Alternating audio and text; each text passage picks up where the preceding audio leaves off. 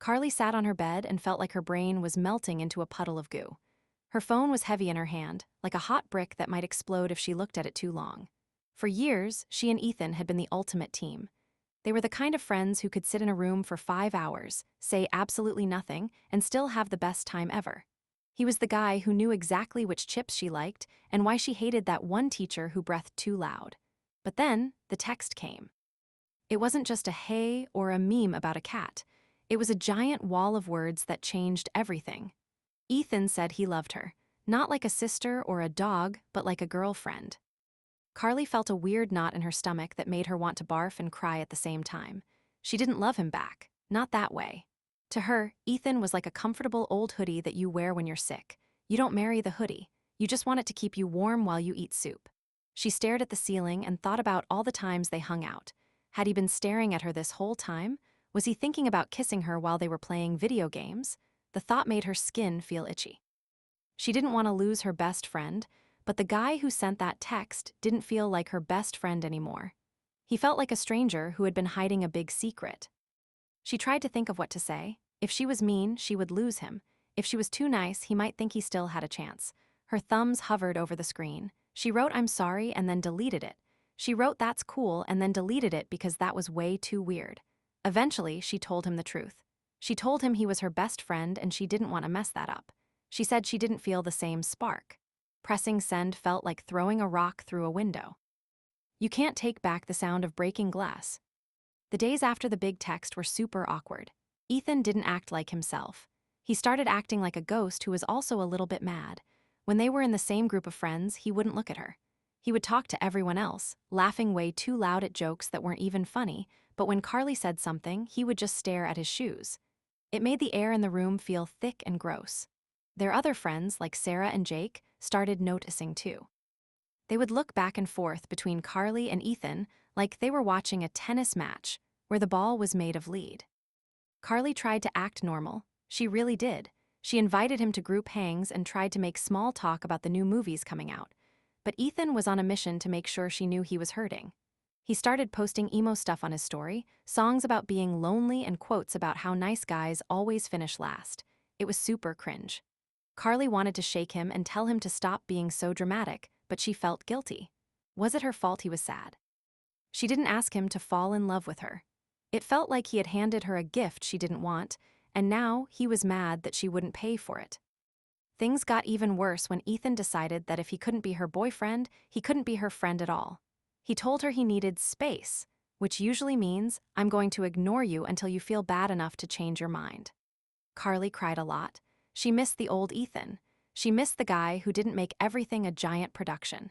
She felt like she was mourning someone who was still alive. Every time she saw something funny online, she started to send it to him, but then she remembered the space, rule, and had to stop. It was like a piece of her daily life had just been chopped off with a dull axe. While Carly was busy feeling sad, Ethan was busy getting bitter. He started talking to their mutual friends about how cold Carly was. He told Sarah that he had done everything for Carly and that she had just used him for emotional support. When Carly heard this, she was fuming. She wasn't a user. She was a friend. Since when did being a good friend mean you owed someone your body or your heart? It felt like the last 5 years of their friendship were a lie. It felt like he had only been nice to her because he thought there was a prize at the end of the game. Then came the big confrontation. They ended up at the same party at Jake's house. Carly tried to be the bigger person and walked up to him. She asked how he was doing. Ethan looked at her with eyes that were cold and mean. He told her that he couldn't believe she could just stand there and act like nothing happened. He said she was selfish for wanting to keep him around as a backup plan. Carly couldn't believe her ears. A backup plan? She just wanted her friend back. She realized then that the Ethan she loved as a friend might have never actually existed. The argument moved to the backyard because people were starting to stare. Ethan started listing all the things he had done for her over the years, like it was a bill she had forgotten to pay. He mentioned the time he drove her to the airport and the time he helped her move a couch. Carly felt like she was being sued for the crime of not being attracted to someone. She told him that friends do those things for each other because they care, not because they are trying to buy a relationship. She told him he was being a jerk, and for the first time, she didn't feel sorry for him anymore. She just felt tired. After that night, the friendship was officially dead and buried.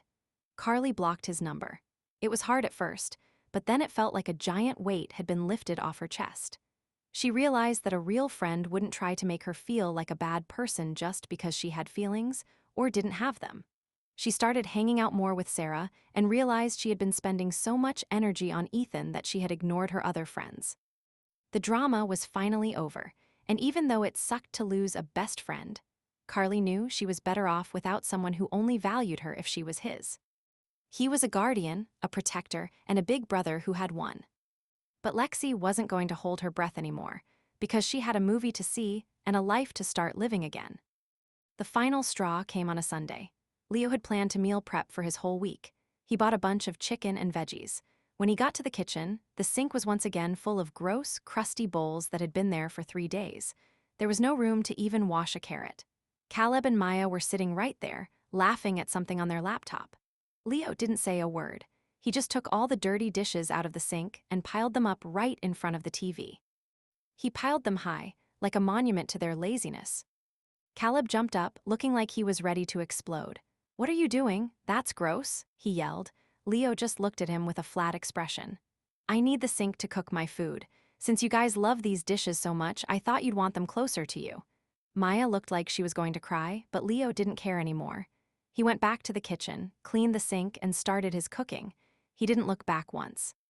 He realized that sometimes, being nice is just a way to let people walk all over you, and he was done being a doormat. After that, the house was super quiet. No one talked to anyone. Leo stayed in his room most of the time when he wasn't cooking or eating. He started looking for a new place to live because he knew this wasn't going to get better. You can't fix people who don't think they're doing anything wrong. As he packed his first box, he felt a huge weight lift off his shoulders. He was going to miss the big kitchen, but he wasn't going to miss the mountain of dirty plates or the people who expected him to be their servant for free. After that, the house was super quiet. No one talked to anyone. Leo stayed in his room most of the time when he wasn't cooking or eating. He started looking for a new place to live because he knew this wasn't going to get better. You can't fix people who don't think they're doing anything wrong. As he packed his first box, he felt a huge weight lift off his shoulders.